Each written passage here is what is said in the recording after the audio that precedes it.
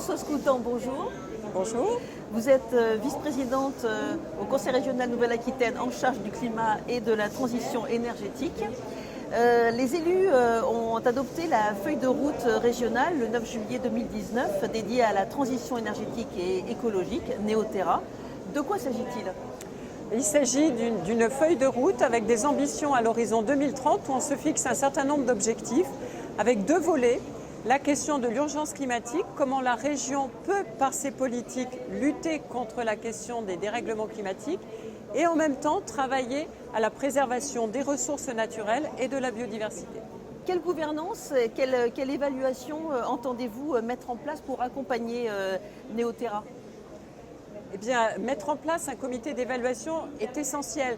On a 80 ambitions dans cette feuille de route Néoterra. L'objectif, c'est quand même de travailler à des indicateurs qui permettraient de savoir si on a réalisé les objectifs que nous nous sommes fixés ou pas.